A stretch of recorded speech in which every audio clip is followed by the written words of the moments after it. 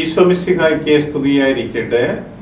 ജൈനീസ് ടിവിയുടെ എല്ലാ പ്രേക്ഷകർക്കും ഞാൻ ജോർജ് നരേപ്പറമ്പിൽ CMI അച്ഛൻ ദൈവാനുഗ്രഹങ്ങൾ സമൃദ്ധമായിട്ട് ഉണ്ടാകട്ടെ എന്ന് പ്രാർത്ഥനയോടുകൂടെ ആശംസിക്കുകയാണ്.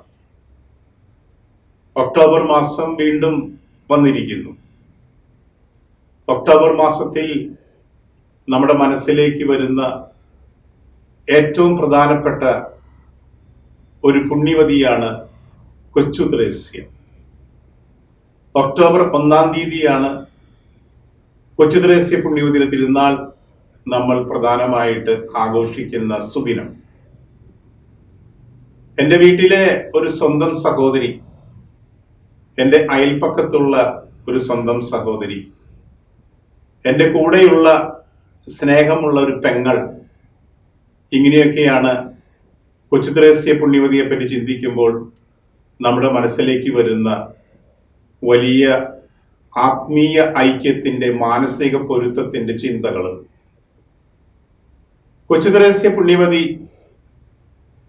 ലോകമെമ്പാടുമുള്ള എല്ലാ കത്തോലിക്കരുടെയും പ്രിയപ്പെട്ട ഒരു പുണ്യവതിയാണ്. ആധുനിക ലോകത്തിലെ ഏറ്റവും ജനസമ്മതിയും ജനപ്രീതിയുമുള്ള പുണ്യവതിയാണ് കൊച്ചു ത്രേസ്യ പുണ്യവതി. കേരളത്തിൽ എന്തുമാത്രം സ്ഥാപനങ്ങളാണ് കൊച്ചു ത്രേസ്യ പുണ്യവതിയുടെ പേരിലുള്ളത്. കേരളത്തിൽ എന്തുമാത്രം പള്ളികളാണ് കൊച്ചു ത്രേസ്യ പുണ്യവതിയുടെ നാമത്തിലുള്ളത്.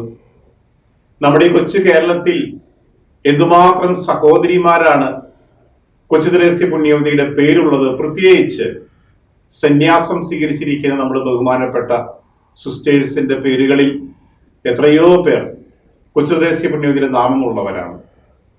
അപ്പൊ കൊച്ചു ത്രേസ്യ പുണ്യവതി അത്രമാത്രം നമുക്ക് ആത്മീയ കാര്യങ്ങളിൽ പ്രിയപ്പെട്ടവളാണ് എന്നുള്ളതിന്റെ വലിയൊരു തെളിവാണ് ഇതൊക്കെ.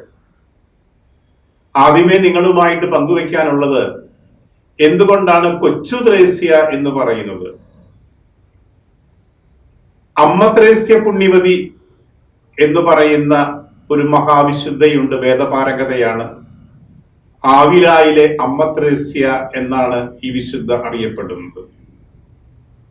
കർമ്മലീത്ത മഠത്തിലെ അംഗമായിരുന്നു. അതിനേക്കാൾ ഉപരിയായിട്ട് കർമ്മലീത്ത സന്യാസ ജീവിതത്തെ നവീകരിച്ച ഒരു മഹാപുണ്യവതിയാണ് അമ്മ ത്രേസ്യ പുണ്യവതി. അമ്മ ത്രേസ്യ പുണ്യവതി നവീകരിച്ച കർമ്മലീത്ത സഭയിലെ അംഗം തന്നെയായിരുന്നു കൊച്ചു ത്രേസ്യ. കൊച്ചു ത്രേസ്യ 24 വയസ്സ് മാത്രമാണ് ഈ ഭൂമിയിൽ ജീവിച്ചത്. ക്ഷയരോഗബാധിതയായിട്ട് ലിസ്യുവിലെ കർമ്മലീത്ത മഠത്തിൽ വെച്ചാണ് ഭാഗ്യമരണം പ്രാപിക്കുന്നത്. അപ്പൊ അമ്മ ത്രേസ്യ പുണ്യവതി എന്ന് പറയുന്ന ഒരു മഹാപുണ്യവതി കൊച്ചു ത്രേസ്യ പുണ്യവതിക്ക് മുൻപ് ഉണ്ടായിരുന്നത് കൊണ്ട് ത്രേസ്യ എന്നുള്ള പേര് ഉള്ള വേറൊരു വിശുദ്ധ കൂടി ആയപ്പോൾ ഈ ത്രേസ്യയെ കൊച്ചു ത്രേസ്യ എന്ന് വിളിക്കുവാൻ തുടങ്ങി. കൊച്ചു ത്രേസ്യ പുണ്യവതിക്ക് വീണ്ടും അപദാനങ്ങൾ വേറെയുണ്ട്. ചെറുപുഷ്പം, ലിറ്റിൽ ഫ്ലവർ എന്നൊക്കെയുണ്ട്. അപ്പൊ എന്തുകൊണ്ടാണ് കൊച്ചു ത്രേസ്യ പുണ്യവതിയെ ചെറുപുഷ്പം എന്ന് വിളിക്കുന്നത്, ലിറ്റിൽ ഫ്ലവർ എന്ന് വിളിക്കുന്നത്? കൊച്ചു ത്രേസ്യ പുണ്യയുടെ തിരുസ്വരൂപത്തിലും തിരുചിത്രത്തിലും നമ്മൾ കാണുന്നത് ക്രൂശിതനായ ഈശോയെ മാറോട് ചേർത്ത് പിടിച്ചിരിക്കുന്നു. അതിൽ നിറയെ റോസപുഷ്പങ്ങളുണ്ട്. ഈ റോസപുഷ്പങ്ങളുടെ സാന്നിധ്യത്തിന്റെ കാരണം എന്താണ്? പുണ്യവതി പറഞ്ഞു, ഞാൻ സ്വർഗത്തിൽ നിന്ന് ഭൂമിയിലേക്ക് റോസപുഷ്പങ്ങൾ വർഷിക്കും എന്ന്. അപ്പൊ റോസപുഷ്പങ്ങൾ എന്ന് പറഞ്ഞു കഴിഞ്ഞാല് ദൈവത്തിന്റെ അനുഗ്രഹങ്ങൾ തന്നോട് പ്രാർത്ഥിക്കുന്നവർക്ക് ഉണ്ണീശോയിൽ നിന്ന് വാങ്ങിക്കൊടുക്കും എന്നാണ് പുണ്യവതി പറഞ്ഞത്. അപ്പൊ ഈ റോസപുഷ്പങ്ങളുമായി ബന്ധപ്പെട്ടിട്ടുള്ള തൻ്റെ ഈ വാഗ്ദാനം, അതുമായി ബന്ധപ്പെട്ടുകൊണ്ടാണ് കൊച്ചു ത്രേസ്യ പുണ്യവതിയെ ലിറ്റിൽ ഫ്ലവർ അല്ലെങ്കിൽ ചെറുപുഷ്പം എന്നൊക്കെ നമ്മൾ വിളിക്കുന്നത്. ലിഫ്റ്റ് കണ്ടുപിടിച്ച ഒരു സമയത്താണ് കൊച്ചു ത്രേസ്യ പുണ്യവതി ജീവിച്ചിരുന്നത്. ലിഫ്റ്റ് താഴെ നിന്ന് മുകളിലേക്ക് പോകുവാനുള്ള ഒരു എളുപ്പ വഴിയാണ്, ഒപ്പം തന്നെ മുകളിൽ നിന്ന് താഴോട്ട് വരുവാനും. പുണ്യവതിക്ക് ഒരു കാര്യം ബോധ്യമായി, വലിയ വലിയ വിശുദ്ധന്മാരെ പോലെ താപസ ജീവിതമൊക്കെ നയിച്ചുകൊണ്ട് സ്വർഗത്തിൽ എത്തിച്ചേരുവാൻ എനിക്ക് സാധിക്കുകയില്ല. വലിയ വലിയ വിശുദ്ധകളെ പോലെ, വിശുദ്ധന്മാരെ പോലെ കർത്താവിനെ വളരെ നിഷ്ഠയോടും ചിട്ടയോടും കൂടെ അനുകരിക്കുവാൻ എനിക്ക് സാധിക്കുകയില്ല. എനിക്കൊരു എളുപ്പവഴി വേണം, ഒരു കുറുക്ക് വഴി വേണം, ലിഫ്റ്റ് പോലെ പെട്ടെന്ന് ഈശോയുടെ പക്കലേക്ക് എത്തുവാനായിട്ട്. ആ കുറുക്ക് വഴി കൊച്ചു ത്രേസ്യ പുണ്യവതി കണ്ടുപിടിച്ചു സുവിശേഷത്തിൽ നിന്ന്. മാർക്കോസിന്റെ സുവിശേഷത്തിൽ 10-ാം അധ്യായത്തിൽ ഈശോ പറയുന്നു, നിങ്ങൾ ശിശുക്കളെ പോലെ ആകുന്നില്ലെങ്കിൽ സ്വർഗത്തിൽ പ്രവേശിക്കുകയില്ല. അപ്പൊ കൊച്ചു ത്രേസ്യ പുണ്യവതി കണ്ടുപിടിച്ച, ലിഫ്റ്റിൽ നിന്ന് മാതൃകയാക്കിക്കൊണ്ട് കണ്ടുപിടിച്ച ഒരു എളുപ്പ വഴി, അതിനെ നമ്മുടെ ആധ്യാത്മിക ഭാഷയില് ഉണ്ണീശോയുടെ കൊച്ചു ത്രേസ്യയുടെ കുറുക്കു വഴി എന്നറിയപ്പെടുന്നു. ആ കുറുക്കു വഴിയാണ് ആധ്യാത്മിക ശൈശവത്വം. ആധ്യാത്മിക ശൈശവത്തിന്റെ വക്താവും പ്രചാരകയും ആയതുകൊണ്ട് കൊച്ചു ത്രേസ്യ പുണ്യവതി തിരുസഭയിലെ വേദപാരംഗതയാണ്. വേദപാരംഗത എന്ന് പറഞ്ഞു കഴിഞ്ഞാൽ എന്തെങ്കിലും ഒരു പ്രത്യേക ജീവിത ശൈലി ആധ്യാത്മിക ജീവിതത്തിലേക്ക് കൊടുക്കുന്നവരാണ് വേദപാരംഗത്വം ഉള്ളവർ. അപ്പൊ അമ്മ ത്രേസ്യ പുണ്യവതി വേദപാരംഗതയാണ്. കൊച്ചു ത്രേസ്യ പുണ്യവതി 24 വയസ്സ് മാത്രമേ ഈ ഭൂമിയിൽ ജീവിച്ചുള്ളൂവെങ്കിലും സുവിശേഷത്തിന്റെ, തിരുവചനത്തിന്റെ പ്രകാശം ഉൾക്കൊണ്ടുകൊണ്ട് ആത്മീയമായ, ആധ്യാത്മികമായ ശൈശവത്വം യേശുവിന്റെ പക്കലേക്ക് എത്തിച്ചേരുവാനുള്ള ഒരു കുറുക്കു വഴി, എളുപ്പ വഴി കണ്ടുപിടിച്ച് വലിയൊരു ആധ്യാത്മികതയ്ക്ക് ആരംഭം കുറിച്ചതുകൊണ്ട് കൊച്ചു ത്രേസ്യ പുണ്യവതിയെ വേദപാരംഗതയായിട്ട് തീർന്നു. 24 വയസ്സ് മാത്രമേ ജീവിച്ചുള്ളൂ എന്ന് ഞാൻ പറഞ്ഞു. 24 വയസ്സിന്റെ ഉള്ളില് കൊച്ചു ത്രേസ്യ പുണ്യവതി സുവിശേഷം മനഃപ്പാഠമാക്കി കഴിഞ്ഞിരുന്നു. പഴയ നിയമം പരിപൂർണമായിട്ട് കൊച്ചു ത്രേസ്യ പുണ്യവതിക്ക് അറിയാമായിരുന്നു. അപ്പൊ സുവിശേഷം മനഃപ്പാഠമാക്കിയ കൊച്ചു ത്രേസ്യ പുണ്യവതിയുടെ ആധ്യാത്മിക ജീവിതത്തിന്റെ വെള്ളവും വളവും ലഭിച്ചിരുന്നത് സുവിശേഷത്തിൽ നിന്നാണ്. 119-ാം സങ്കീർത്തനത്തിൽ നമ്മൾ വായിക്കുന്നു, കർത്താവിന്റെ വചനം എന്റെ പാദങ്ങൾക്ക് വിളക്കും എന്റെ വഴികളിൽ പ്രകാശവുമാണ്. കുഞ്ഞുണ്ണി മാഷ് പറഞ്ഞു, വായിച്ചാൽ വളരും. ഇംഗ്ലീഷിൽ പഴമൊഴിയുണ്ട്, what you read that you become. Kochu Thresia പുണ്യവതി കർത്താവിന്റെ വചനം വായിച്ചത് കൊണ്ട് പുണ്യവതിയുടെ ആധ്യാത്മിക വീഥികളില്, വഴികളില് പരിശുദ്ധാത്മാവിന്റെ പ്രകാശമുണ്ടായി. ആധ്യാത്മിക ശൈശവത്വം എന്താണെന്ന് ഗ്രഹിച്ചു. ആധ്യാത്മിക ശൈശവത്വം എന്ന കുറുക്കു വഴിയിലൂടെ, എളുപ്പ വഴിയിലൂടെ ഈശോയുടെ പക്കൽ എത്തിച്ചേർന്ന് തിരുസഭയിലെ മഹാവിശുദ്ധയായി എന്ന് മാത്രമല്ല, ഞാൻ സൂചിപ്പിച്ച പോലെ വേദപാരംഗതയായി, അഖില ലോക മിഷൻ മധ്യസ്ഥയുമായി. വചനം വായിക്കുക, അത് കൊച്ചു ത്രേസ്യ പുണ്യവതി നമുക്ക് നൽകുന്ന വലിയൊരു ഉപദേശമാണ്. നമ്മുടെ സ്വന്തം സഹോദരി, നമ്മുടെ കൊച്ചു പെങ്ങള് 24 വയസ്സുവരെ ഈ ഭൂമിയിൽ ജീവിച്ച് നമുക്ക് മഹനീയമായ ആധ്യാത്മിക ശൈശവത്തിന്റെ മാതൃക നൽകിയ കൊച്ചു ത്രേസ്യ പുണ്യവതി നമ്മോട് പറയുന്നത്, കർത്താവിന്റെ വചനം വായിക്കുവാൻ നമ്മൾ എന്നും സമയം കണ്ടെത്തണം. പുണ്യവതി പറയുന്നു, ഞാൻ സുവിശേഷത്തിലെ ഒരു ഭാഗം ഇന്നലെ വായിച്ചതായിരിക്കാം, അത് വീണ്ടും ഇന്ന് വായിക്കുമ്പോൾ പുതിയ ഒരു ഉൾവെളിച്ചം കൊണ്ട് പരിശുദ്ധാത്മാവ് എൻ്റെ ആത്മാവിനെ നിറയ്ക്കുന്നു. അപ്പൊ കർത്താവിന്റെ വചനം വായിച്ചാൽ നമ്മൾ വളരും. കർത്താവിന്റെ വചനം വായിച്ചാൽ നമ്മൾ കർത്താവിന്റെ വചനപ്രകാരം ജീവിക്കും. കർത്താവിന്റെ വചനം വായിച്ചാൽ കൊച്ചു ത്രേസ്യ പുണ്യവതിയെ പോലെ നമ്മുടെ ജീവിതത്തിന്റെ വഴികളില് പ്രകാശം ഉണ്ടായിരിക്കും. എന്തുമാത്രം സമയമാണ് ഈ ആധുനിക കാലഘട്ടത്തില് സോഷ്യൽ മീഡിയയില് ഓരോരുത്തരും ചെലവഴിക്കുന്നത്? എന്തുമാത്രം സമയമാണ് മൊബൈൽ നോക്കിക്കൊണ്ട് യൂട്യൂബ് നോക്കിക്കൊണ്ട് സമയം ചിലവഴിക്കുന്നത്. ഇതുകൊണ്ട് മെച്ചങ്ങളില്ല എന്നില്ല, ഗുണങ്ങൾ ഇല്ല എന്നില്ല. പക്ഷെ പലതും വഴി തെറ്റിപ്പിക്കുന്ന കാഴ്ചകളും ദൃശ്യങ്ങളുമാണ് ഈ മൊബൈലിൽ കൂടെ, ഈ യൂട്യൂബിൽ കൂടെ, ഈ സോഷ്യൽ മീഡിയയെ കൂടെ ഇത് കാണുന്നവർക്ക് ലഭിക്കുന്നത്. പ്രത്യേകിച്ച് യുവതലമുറയ്ക്ക് നമ്മൾ എന്നും വായിക്കുന്നു പീഡന കഥകൾ, എന്നും വായിക്കുന്നു, എന്നും അറിയുന്നു മുതലെടുപ്പ് കഥകൾ, ആത്മഹത്യകൾ, കപടതകൾ, വഞ്ചനകൾ.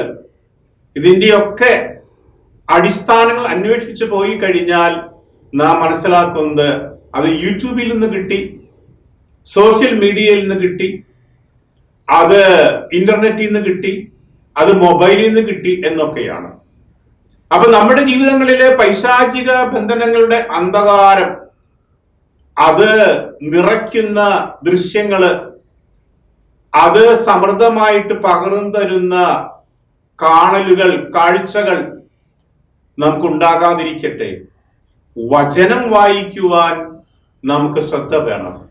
കൊച്ചുത്രേസ്യ പുണ്യവതിയെ പോലെ കർത്താവിന്റെ വചനം നമ്മൾ വായിക്കുകയാണെങ്കിൽ നമുക്കെന്നും കർത്താവിന്റെ കൃപയിൽ ജീവിക്കുവാൻ സാധിക്കും, കർത്താവിന്റെ ഇഷ്ടപ്രകാരം ജീവിക്കാൻ സാധിക്കും, കർത്താവിന്റെ അടുക്കൽ ജീവിക്കാൻ സാധിക്കും. അതിലും വലിയ സന്തോഷം എന്താണുള്ളത്? ഇന്ന് കൊച്ചുത്രേസ്യ പുണ്യവതിയെ കുറിച്ച് നാം ചിന്തിക്കുമ്പോൾ, ധ്യാനിക്കുമ്പോൾ കർത്താവിന്റെ വചനം വായിക്കുക, നല്ലത് വായിക്കുക. അതിന്റെ കൂടെ തന്നെ പ്രധാനപ്പെട്ട മറ്റൊരു കാര്യമുണ്ട്. കൊച്ചുത്രേസ്യ പുണ്യവതി 24 വയസ്സ് മാത്രമേ ജീവിച്ചുള്ളൂ എങ്കിലും പുണ്യവതി എഴുതിയ ഓട്ടോബയോഗ്രാഫി, അത് നവമാലിക എന്നുള്ള പേരില് മലയാളത്തിൽ സുപ്രസിദ്ധമാണ്. എത്രയോ പേർക്ക് ഈ പുസ്തകം, നവമാലിക പുസ്തകം, വലിയ ആത്മീയ ചൈതന്യം നൽകുന്നു. എത്രയോ പുരോഹിതന്മാർക്ക്, എത്രയോ സന്യാസികൾക്ക്, എത്രയോ ആത്മീയ അന്വേഷകർക്ക് ഈ നവമാലിക പുസ്തകം, കൊച്ചുത്രേസ്യ പുണ്യവതിയുടെ ഓട്ടോബയോഗ്രാഫി, ജീവചരിത്രം, ഈശോയെ അനുകരിക്കുവാനായിട്ട് വഴികാട്ടിയും വഴിവിളക്കുമായിരിക്കുന്നു. അതുകൊണ്ട് നവമാലിക എന്നുള്ള പുസ്തകം തീർച്ചയായിട്ടും ജീവിതത്തിൽ ഒരു പ്രാവശ്യമെങ്കിലും വായിക്കുവാൻ നമ്മൾ തയ്യാറാകണം എന്നുള്ള ഒരു സന്ദേശം കൂടി നിങ്ങളുമായിട്ട് ഞാൻ പങ്കുവെക്കുകയാണ്. കൊച്ചുത്രേസ്യ പുണ്യവതിയുടെ വീട് ഫ്രാൻസിലെ ലിസ്സുവിലായിരുന്നു. അതുകൊണ്ടാണ് ലിസ്സുവിലെ കൊച്ചുത്രേസ്യ എന്ന് പറയുന്നത്. കൊച്ചുത്രേസ്യ പുണ്യവതിയുടെ വീടിന്റെ അടുത്തായിരുന്നു 14-ാമത്തെ വയസ്സില് പുണ്യവതി പ്രവേശിച്ച ലിസ്സുവിലെ കർമ്മലീത്ത കന്യാമഠം.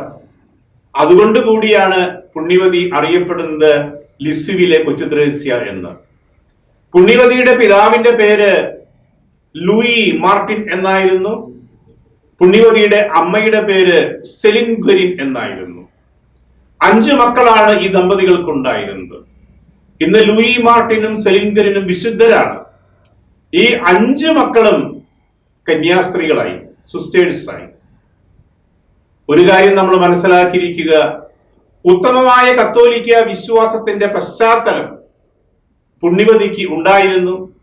ഈ ഉത്തമമായ കത്തോലിക്ക വിശ്വാസം പുണ്യവതിക്ക് പകർന്നു കിട്ടിയത് സ്വന്തം മാതാപിതാക്കളിൽ നിന്നായിരുന്നു. ഉൽപ്പത്തിയുടെ പുസ്തകത്തില് 11-ാം അധ്യായത്തില് തേരാഹ് എന്ന് പറയുന്ന ഒരു വ്യക്തിയുടെ തലമുറയെ കുറിച്ചുള്ള പരാമർശമുണ്ട്. തേരാഹിന്റെ മക്കളിൽ ഒരുവനായിരുന്നു അബ്രാം. ഈ അബ്രാം ആണ് പിന്നീട് വിശ്വാസികളുടെ പിതാവായ അബ്രാഹം ആയി തീർന്നത്. അബ്രാമിനോട് യഹോവ ദൈവം പറയുന്നു, നീ വഴിയായിട്ട് ഈ പ്രദേശം അനുഗ്രഹിക്കപ്പെടും, നീ ഒരു അനുഗ്രഹമായിട്ട് മാറും. കൊച്ചുത്രേസ്യ പുണ്യവതിയുടെ ഉത്തമ കത്തോലിക്ക വിശ്വാസം നയിച്ചിരുന്ന മാതാപിതാക്കന്മാരിൽ നിന്ന് ഉണ്ടായ കൊച്ചുസൂനം, ചെറുപുഷ്പം, അത് അനുഗ്രഹിക്കപ്പെട്ടവളായി തീർന്നു. ലോകം മുഴുവൻ പുണ്യവതിയുടെ മാധ്യസ്ഥ പ്രാർത്ഥനയാൽ അനുഗ്രഹിക്കപ്പെടുന്നു. പുണ്യവതിയുടെ ഏറ്റവും വലിയ ആദർശം ആധ്യാത്മിക ശൈശവത്വമായിരുന്നു എന്ന് ഞാൻ പറഞ്ഞു.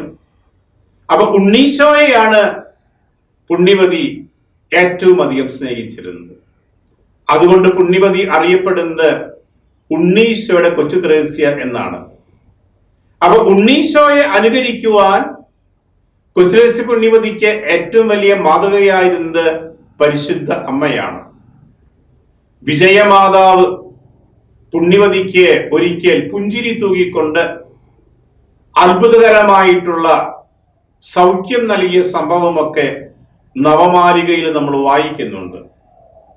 പുണ്യവതി എഴുതിയിരിക്കുകയാണ്, പരിശുദ്ധ അമ്മ ഉണ്ണീശോയെ എങ്ങനെയൊക്കെയാണ് ശുശ്രൂഷിച്ചിരുന്നത്, പരിശുദ്ധ അമ്മ ഉണ്ണീശോയെ എന്തൊക്കെ ഭക്ഷണം കൊടുത്തുകൊണ്ടാണ് തൃപ്തിപ്പെടുത്തിയിരുന്നത്, പരിശുദ്ധ അമ്മ ഉണ്ണീശോയ്ക്ക് ഇഷ്ടമുള്ളത് എന്തൊക്കെയാണ് ചെയ്തത്. അപ്പൊ അതൊക്കെ ചെയ്യുക, അപ്രകാരമൊക്കെ ജീവിക്കുക, അതാണ് എൻ്റെ ഒരു ജീവിത ലക്ഷ്യം. അപ്പൊ ആധ്യാത്മിക ശൈശവത്വത്തിലൂടെ ഉണ്ണീശോയുടെ കൊച്ചു ത്രേസ്യ സ്വർഗത്തിൽ എത്തിച്ചേരുവാൻ സ്വീകരിച്ച മാർഗമാണ് സ്നേഹത്തിന്റെ മാർഗം. പുണ്യവതി പറഞ്ഞു, ലവ് ഈസ് മൈ വൊക്കേഷൻ. എൻ്റെ ജീവിത വിളി, എൻ്റെ ദൈവവിളി സ്നേഹം മറ്റുള്ളവർക്ക് പകർന്നു കൊടുക്കുക എന്നുള്ളതാണ്. മറ്റുള്ളവരെ സ്നേഹിച്ചുകൊണ്ട് ജീവിക്കുക എന്നുള്ളതാണ് എന്നിൽ നിന്ന് ഈശോ പ്രതീക്ഷിക്കുന്നത്. ഞാൻ ഹിന്ദി അധ്യാപകനായിരുന്നു. അപ്പൊ ഹിന്ദിയില് കബീർദാസ് എന്ന് പറയുന്ന ഭക്തകവി പറയുന്ന ഒരു മനോഹര ശ്ലോകമുണ്ട്. അദ്ദേഹം പറയുകയാണ്, പോത്തി പടി പടി ജഗ്മുവ പണ്ഡിത് ഭയാനക് ഹോയ് ഡായി അച്ചർ പ്രേമുക്ക ജോ പടേ സോ പണ്ഡിത് ഹോയ് എന്ന് പറഞ്ഞു കഴിഞ്ഞാല്, നീ വലിയ വലിയ മതഗ്രന്ഥങ്ങളൊക്കെ വായിച്ച് നിന്റെ ആയുസ് കഴിയാറായല്ലോ. പക്ഷെ നീ ഒരു കാര്യം മനസ്സിലാക്കുക, നിന്റെ ജീവിതത്തിൽ ഏറ്റവും പ്രധാനമായിട്ടുള്ളത് 2 അക്ഷരമാകുന്ന സ്നേഹം, അതിനുവേണ്ടി ജീവിക്കുക എന്നുള്ളതാണ്. സ്നേഹം 2 അക്ഷരമാണ്, സ ഹ അടിയിൽ ന. അപ്പൊ കൊച്ചുത്രേസ്യ പുണ്യവതി സ്നേഹത്തിന് വേണ്ടി ജീവിച്ചു, സ്നേഹത്തിന്റെ പ്രവാചികയായി മാറി, സ്നേഹത്തിൽ ജീവിക്കുവാൻ വേണ്ടി ഈ ആധുനിക ലോകത്തില് എല്ലാവർക്കും മഹാമാതൃകയായി. പുണ്യവതി പറയുകയാണ്, ദൈവസ്നേഹം എന്നുള്ള വീണാനാദം എനിക്ക് കേൾക്കുവാൻ സാധിക്കണമെങ്കിൽ മനുഷ്യ സ്നേഹമാകുന്ന തമ്പുരു കമ്പികൾ ഞാൻ മീട്ടണം. എത്രയോ മനോഹരമായിട്ടുള്ള ആശയം, എത്രയോ ആധ്യാത്മിക ചൈതന്യം ഉൾക്കൊള്ളുന്ന സംഗീതാത്മകമായിട്ടുള്ള വാചകം. ഇപ്പൊ മനുഷ്യ സ്നേഹമാകുന്ന തമ്പുരു കമ്പികൾ ഞാൻ മീട്ടണം എന്ന് പറഞ്ഞു കഴിഞ്ഞാല് മറ്റുള്ളവരെ ഞാൻ എപ്പോഴും സ്നേഹിക്കണം. അവരെ കുറ്റങ്ങൾക്കും കുറവുകൾക്കും അപ്പുറത്ത്, അഭാവങ്ങൾക്കും പോരായ്മകൾക്കും അപ്പുറത്ത് ഈശോയെ പ്രതി ഈശോ സ്നേഹിച്ചതുപോലെ മറ്റുള്ളവരെ സ്നേഹിക്കുമ്പോൾ എനിക്ക് ദൈവസ്നേഹത്തിന്റെ അനുഭവം ഉണ്ടായിരിക്കും. എനിക്ക് ഉണ്ണീശോയുടെ പക്കൽ സ്വർഗത്തിൽ എത്തിച്ചേരുവാൻ അത് വലിയ മാർഗദർശിയായിരിക്കും. പുണ്യവതി പറയുന്നു, എന്താണ് യഥാർത്ഥമായ പരസ്നേഹമെന്ന്. പരസ്നേഹത്തെ നിർവചിച്ചുകൊണ്ട് പുണ്യവതി പറയുകയാണ്, മറ്റുള്ളവരുടെ നേട്ടങ്ങളിൽ ആത്മാർത്ഥമായി സന്തോഷിക്കുവാൻ സാധിക്കുക, മറ്റുള്ളവരുടെ കോട്ടങ്ങളിൽ, കുറവുകളിൽ ഒരിക്കലും അത്ഭുതപ്പെടാതിരിക്കുക, അതാണ് യഥാർത്ഥമായ പരസ്നേഹം. അപ്പൊ സ്നേഹത്തിന്റെ മാർഗത്തിലൂടെ ആധ്യാത്മിക ശൈശവത്വം എന്ന കുറുക്കു വഴിയിലൂടെ സ്വർഗത്തിൽ എത്തിച്ചേരുവാൻ പരിശ്രമിച്ച പുണ്യവതി എപ്പോഴും മറ്റുള്ളവരെ സ്നേഹിച്ചിരുന്നത് അവരെ പ്രോത്സാഹിപ്പിച്ചുകൊണ്ടും അനുമോദിച്ചുകൊണ്ടും നന്മ മറ്റുള്ളവരിൽ കണ്ടുകൊണ്ടുമായിരുന്നു. ഒപ്പം തന്നെ മറ്റുള്ളവരെ കുറ്റങ്ങളും കുറവുകളും കാണുമ്പോൾ അവയെ പുച്ഛിക്കാനും പരിഹസിക്കാനും പരദൂഷണം പറയാനും ഒരുമ്പെടാതെ കുറ്റങ്ങളും കുറവുകളും മാറിക്കിട്ടുവാൻ വേണ്ടി പ്രാർത്ഥിച്ചുകൊണ്ടായിരുന്നു. നമ്മുടെ ജീവിതത്തിൽ നമുക്ക് വലിയ മാർഗദർശിയാണ്, വലിയ വഴികാട്ടിയാണ്, നമ്മുടെ ആധ്യാത്മിക ജീവിതത്തിലെ വലിയ ഒരു ഉൾവെളിച്ചമാണ് കുരിശുമേശ പുണ്യവതി നമുക്ക് വേണ്ടി പറഞ്ഞു തന്നിരിക്കുന്ന ഈ പരസ്നേഹത്തിന്റെ പാത നമുക്കെപ്പോഴും മറ്റുള്ളവരെ പ്രോത്സാഹിപ്പിക്കുവാൻ, അനുമോദിക്കുവാൻ, മറ്റുള്ളവരെ ജീവിതങ്ങളിൽ നന്മ കാണുവാനുള്ള കണ്ണുകളിലെ വെളിച്ചം ഉണ്ടായിരിക്കട്ടെ. കുറ്റങ്ങളും കുറവുകളും ഉള്ള മനുഷ്യന്മാരെ കാണുമ്പോൾ അവരെയൊക്കെ നെഞ്ചോട് ചേർത്ത് സ്നേഹിച്ചുകൊണ്ട് ഈശോയ്ക്ക് വേണ്ടി നേടുവാൻ വേണ്ടി, അവർക്ക് വേണ്ടി പ്രാർത്ഥിക്കുവാനും അവരോട് കൂടെ സ്വരുമയിൽ ജീവിക്കുവാനും നമുക്ക് ആത്മീയ വിജ്ഞാനം ഉണ്ടാകട്ടെ. അത് കുരിശുമേശ പുണ്യവതി നമുക്ക് പറഞ്ഞു തരുന്ന വലിയൊരു ഉപദേശമാണ്. എൻ്റെ കുടുംബജീവിതത്തിൽ എൻ്റെ ജീവിത പങ്കാളിയുമായി, എൻ്റെ ഭാര്യയായി, എൻ്റെ ഭർത്താവായി, എൻ്റെ മക്കളായി, ഒരുപക്ഷെ എൻ്റെ കുടുംബത്തിലെ പ്രായം ചെന്ന മാതാപിതാക്കളുമായി ഞാൻ എന്തൊക്കെ സ്നേഹബന്ധങ്ങൾ പുലർത്തുന്നു, എൻ്റെ അയൽപ്പക്കക്കാരുമായി, എൻ്റെ ജോലി സ്ഥലത്ത്, അല്ലെങ്കിൽ ഞാൻ താമസിക്കുന്ന ഇടങ്ങളില് എന്തുമാത്രം മറ്റുള്ളവരുമായിട്ട് സ്നേഹത്തിൽ സഹവസിക്കുവാൻ വേണ്ടിയിട്ട്, ഇടപഴകുവാൻ വേണ്ടിയിട്ട്, യേശുവിന്റെ സ്നേഹത്തെ വർദ്ധിപ്പിക്കുവാൻ വേണ്ടിയിട്ട് ഞാൻ ഒരു കാരണക്കാരനാകുന്നു, കാരണക്കാരിയാകുന്നു. അത് എൻ്റെ ജീവിതത്തിലെ ഒരു പ്രധാനപ്പെട്ട ലക്ഷ്യമായിരിക്കണം. 5 അപ്പവും 2 മത്സ്യം കൊണ്ട് ഈശോ 5000 പേരെ തീറ്റിപ്പോറ്റി. അതെ, നമ്മുടെ സ്നേഹത്തിലൂടെ അനേകരുടെ മനസ്സുകളിലേക്ക് സന്തോഷവും സമാധാനവും ആശ്വാസവും പകർന്നു കൊടുക്കുവാൻ നമുക്ക് സാധിക്കുകയാണെങ്കിൽ കുരിശുമേശ പുണ്യവതിയെ പോലെ നാം ഈശോയെ പരസ്നേഹത്തിലൂടെ തേടുന്നവരും, കുരിശുമേശ പുണ്യവതിയെ പോലെ ഈശോയെ നാം പരസ്നേഹത്തിലൂടെ കണ്ടെത്തുന്നവരും സ്വർഗപ്രാപ്തിക്ക് നാം അവകാശികളുമായി തീരുന്നവരുമായിരിക്കും. ധാരാളം തമാശ സംഭവങ്ങള് കുരിശുമേശ പുണ്യവതിയുടെ ഈ നവമാലിക എന്ന് പറയുന്ന ഓട്ടോബയോഗ്രാഫിയിലുണ്ട്. പുണ്യവതി പ്രാർത്ഥിക്കുവാനിരിക്കുന്ന സമയത്ത് പ്രാർത്ഥനാ മുറിയില് പുണ്യവതിയുടെ അടുത്ത് ഒരു പ്രായമുള്ള ഒരു കന്യാസ്ത്രീ അമ്മ ഇരിക്കാറുണ്ടായിരുന്നു. കുറച്ച് സ്വഭാവത്തിലെ പ്രത്യേകതകളുള്ള ആ പ്രായമായ അമ്മ പ്രാർത്ഥന സമയത്ത് എപ്പോഴും തന്റെ കയ്യിലുള്ള ജപമാല ഇങ്ങനെ ഒരച്ചുകൊണ്ട് ഒരു കിരുകിരുകിരു സ്വരം ഉണ്ടാക്കും. പ്രാർത്ഥിക്കുവാനിരിക്കുന്ന പുണ്യവതിക്ക് വളരെ അസ്വസ്ഥതയുണ്ടായി, ദേഷ്യമുണ്ടായി. പക്ഷെ ആ അസ്വസ്ഥതയും ദേഷ്യവും ഈ പ്രായമായ അമ്മയോട് പ്രകടിപ്പിക്കാതെ പുണ്യവതി ആ സ്വരത്തെ, പുണ്യവതി തന്നെ പറയുന്നു, ഈശോയ്ക്ക് ഇഷ്ടപ്പെട്ട ഒരു ഗാനമായി, ഒരു ഉപകരണ സംഗീതമായി, ഒരു ഗാനമേളയായി ഞാൻ സമർപ്പിച്ചുകൊണ്ട് ഈശോയെ സ്തുതിച്ചു എന്ന്. പ്രിയപ്പെട്ടവരെ, നമ്മുടെ ജീവിതത്തില് ശല്യം ചെയ്യുന്നവരുണ്ട്, അസ്വസ്ഥത ഉണ്ടാക്കുന്നവരുണ്ട്, എൻ്റെ ഇഷ്ടപ്രകാരം പ്രവർത്തിക്കാത്തവരുണ്ട്, എനിക്ക് കേൾക്കുവാൻ താല്പര്യമില്ലാത്ത കാര്യങ്ങൾ ഒരുപക്ഷെ എന്നെക്കുറിച്ച് പറയുന്നവരുണ്ട്. പ്രതികരിക്കുവാനും പ്രതിഷേധിക്കുവാനും പ്രതികാരം ചെയ്യുവാനും ഒക്കെ എനിക്ക് എളുപ്പമാണ്. പക്ഷെ അത് ഈശോയുടെ വഴിയല്ല. അവരെ മനസ്സിലാക്കിക്കൊണ്ട് അവർക്ക് വേണ്ടി പ്രാർത്ഥിക്കുക, അവരെ മനസ്സിലാക്കിക്കൊണ്ട് അവരുമായിട്ട് ഒത്തൊരുമിച്ച് പോയിക്കൊണ്ട് യേശുവിന്റെ സ്നേഹത്തിന്റെ വഴിയിലൂടെ മുന്നേറുക, അത് വളരെ പ്രധാനപ്പെട്ടതാണ്. വീണ്ടും ഒരു സംഭവം കൂടി നിങ്ങളുമായിട്ട് പങ്കുവയ്ക്കുകയാണ്. പുണ്യവതി പറയുന്നു, പുണ്യവതി ജീവിച്ച മഠത്തില് ഒരു സഹോദരി ഉണ്ടായിരുന്നു. ആ സഹോദരിയുമായിട്ട് പുണ്യവതിക്ക് അഭിപ്രായ വ്യത്യാസങ്ങൾ ഉണ്ടായിരുന്നു. ആ സഹോദരി ക്ഷിപ്രകോപിയായിരുന്നു. മനുഷ്യരല്ലേ, അതൊക്കെ സംഭവിക്കും. അപ്പോൾ പുണ്യവതി ചെയ്തിരുന്നത് ആ സഹോദരിയെ കാണുമ്പോൾ വഴി മാറിപ്പോകും. കാരണം നേരെ കണ്ടുമുട്ടിക്കഴിഞ്ഞാല് വഴക്കുണ്ടാവാൻ സാധ്യതയുണ്ട്, ശണ്ടയുണ്ടാകാൻ സാധ്യതയുണ്ട്, അതുവഴിയായിട്ട് മനസ്സിൽ അസ്വസ്ഥത ഉണ്ടാകാൻ സാധ്യതയുണ്ട്. അതുകൊണ്ട് പിൻവലിഞ്ഞു.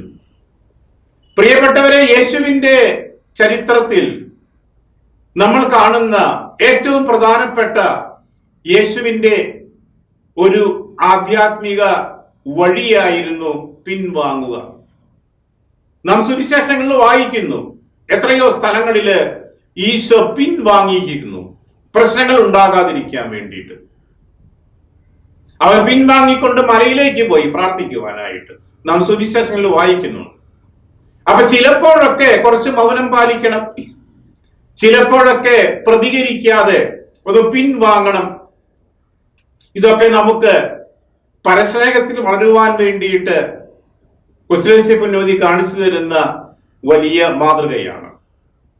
പുണ്യവതി പറയുന്നു, ഞാൻ മഠത്തിൽ പ്രവേശിച്ചിരിക്കുന്നത് ആത്മാക്കളെ നേടുവാൻ വേണ്ടിയിട്ടാണ്. എന്നെ ഈശോ മണവാട്ടിയാക്കി തീർത്തിരിക്കുന്നത് പുരോഹിതന്മാർക്ക് വേണ്ടി പ്രാർത്ഥിക്കുവാൻ വേണ്ടിയിട്ടാണ്. കാരണം ഈശോ നിത്യ പുരോഹിതനായിരുന്നു. ഞാൻ ഈ മഠത്തിന്റെ മിണ്ടാമഠത്തിലായിരുന്നു പുണ്യവതി ജീവിച്ചിരുന്നത്. ഈ മഠത്തിന്റെ 4 മതിൽക്കെട്ടുകൾക്കുള്ളിൽ നിന്നുകൊണ്ട് ലോകത്തിലുള്ള എല്ലാ മിഷൻ സ്ഥലങ്ങൾക്ക് വേണ്ടി ഞാൻ പ്രാർത്ഥിക്കും. ധാരാളം ആത്മാവുകളെ യേശുവിലേക്ക് ഞാൻ നേടിക്കൊടുക്കും. ഇതൊക്കെയായിരുന്നു പുണ്യവതിയുടെ വലിയ വലിയ ലക്ഷ്യങ്ങൾ. പ്രിയപ്പെട്ടവരെ, നമ്മൾ എത്ര പേർ പുരോഹിതന്മാർക്ക് വേണ്ടി പ്രാർത്ഥിക്കുന്നുണ്ട്? പ്രിയപ്പെട്ടവരെ, നമ്മിൽ എത്ര പേർ സന്യാസികൾക്ക് വേണ്ടി പ്രാർത്ഥിക്കുന്നുണ്ട്? ഇന്ന് ഏറ്റവും അധികം വിമർശിക്കപ്പെടുന്നവര്, പുച്ഛിക്കപ്പെടുന്നവര്, അവഹേളിക്കപ്പെടുന്നവര് വൈദികരാണ്, സന്യാസികളാണ്. കുറ്റങ്ങളും കുറവുകളും ഒക്കെ അവർക്കും ഉണ്ടായിരിക്കും. പക്ഷെ അവരെക്കുറിച്ച് പരദൂഷണങ്ങൾ പറഞ്ഞ് രസിക്കുക, അതിനേക്കാളൊക്കെ അപ്പുറത്താണ് അവർക്ക് വേണ്ടി പ്രാർത്ഥിക്കുക എന്നുള്ളത്. പുറപ്പാടിന്റെ പുസ്തകത്തിൽ 17-ാം അധ്യായത്തിൽ നമ്മൾ വായിക്കുന്നു, മോശ കൈകൾ ഉയർത്തിപ്പിടിച്ച് പ്രാർത്ഥിച്ചപ്പോൾ ഇസ്രായേൽ മക്കൾക്ക് ദൈവാനുഗ്രഹമുണ്ടായി. മോശയുടെ കൈകൾ താഴ്ന്നു പോയപ്പോൾ ഇസ്രായേൽ മക്കൾക്ക് ദൈവാനുഗ്രഹത്തിന്റെ കുറവുണ്ടായി. പ്രിയപ്പെട്ടവരെ, മറ്റുള്ളവർക്ക് വേണ്ടി നമ്മൾ പ്രാർത്ഥിക്കുമ്പോൾ, പ്രത്യേകിച്ച് പുരോഹിതന്മാർക്ക് വേണ്ടി, സന്യാസികൾക്ക് വേണ്ടി പ്രാർത്ഥിക്കുമ്പോൾ അവർക്ക് നമ്മുടെ പ്രാർത്ഥനയിലൂടെ സമൃദ്ധമായ ദൈവാനുഗ്രഹം ഉണ്ടാകും. പുണ്യവതി നമ്മോട് ഉപദേശിക്കുന്ന ഏറ്റവും പ്രധാനപ്പെട്ട ഒരു കാര്യമാണ് ഈശോയുടെ തിരുശരീരവും തിരുരക്തവും കൈകളിലേന്തുന്ന പുരോഹിതന്മാർക്ക് വേണ്ടി പ്രാർത്ഥിക്കണം. സന്യാസികൾക്ക് വേണ്ടി പ്രാർത്ഥിക്കണം. ഇന്ന് മിഷൻ സ്ഥലങ്ങളിൽ എന്തുമാത്രം പ്രശ്നങ്ങളാണുള്ളത്. പുണ്യവതി നമ്മോടിന്ന് മൗനമായിട്ട് പറയുന്നുണ്ട്, മിഷൻ സ്ഥലങ്ങൾക്ക് വേണ്ടി പ്രത്യേകമായിട്ട് പ്രാർത്ഥിക്കണം. ഒപ്പം തന്നെ പുണ്യവതി നമുക്ക് നൽകുന്ന മറ്റൊരു വലിയ സന്ദേശമാണ്, വൈദിക ജീവിതത്തിലേക്ക്, സന്യാസ ജീവിതത്തിലേക്ക് കടന്നു വരുവാനുള്ള ഉൾവിളി, താല്പര്യം നമുക്കുണ്ടാകണം. കാരണം പുണ്യവതി വലിയ സാമ്പത്തിക ഭദ്രതയുള്ള ഒരു കുടുംബത്തിലെ അംഗമായിരുന്നു, വലിയ സുന്ദരിയായിരുന്നു. പക്ഷെ അതിനേക്കാളൊക്കെ അപ്പുറത്തായിരുന്നു പുണ്യവതിക്ക് യേശുവിന്റെ മണവാട്ടിയായിക്കൊണ്ട്, ഈശോയെ സ്നേഹിച്ചുകൊണ്ട് ആത്മാക്കളെ നേടി ഈശോയ്ക്ക് കൊടുക്കുക, സ്വർഗത്തിന് അവകാശിയായി തീരുക എന്നുള്ളത്. ഉത്തമമായ കത്തോലിക്ക വിശ്വാസം പുണ്യവതിയുടെ മാതാപിതാക്കന്മാർ നയിച്ചതുപോലെ നമ്മുടെ കുടുംബങ്ങളിൽ ഉണ്ടാകട്ടെ. മക്കൾക്ക് മഹനീയമായ യേശു മാർഗം കാണിച്ചു കൊടുക്കുവാൻ നമുക്ക് സാധിക്കട്ടെ. പുണ്യവതിയെ പോലെ കർത്താവിന്റെ വചനം വായിക്കുവാനുള്ള താല്പര്യം നമുക്കുണ്ടാകട്ടെ. പുണ്യവതിയെ പോലെ പരസ്നേഹത്തിലൂടെ ദൈവസ്നേഹത്തിൽ എത്തിച്ചേരുവാനുള്ള വലിയ തിടുക്കം നമ്മിൽ ഉണ്ടാകട്ടെ. പുണ്യവതിയെ പോലെ മറ്റുള്ളവർക്ക് വേണ്ടി, പ്രത്യേകിച്ച് മിഷനു വേണ്ടി, പുരോഹിതന്മാർക്ക് വേണ്ടി പ്രാർത്ഥിച്ചുകൊണ്ട് നമ്മുടെ കൊച്ചു ജീവിതങ്ങളെ ധന്യമാക്കി തീർക്കുവാൻ നമുക്ക് സാധിക്കട്ടെ. പുണ്യവതി സ്വർഗത്തിൽ നിന്ന് ധാരാളം റോസപുഷ്പങ്ങൾ വർഷിച്ചുകൊണ്ട് നമ്മെല്ലാവരെയും അനുഗ്രഹിക്കട്ടെ. ഈശോ മിശിഹായ്ക്ക് സ്തുതിയായിരിക്കട്ടെ.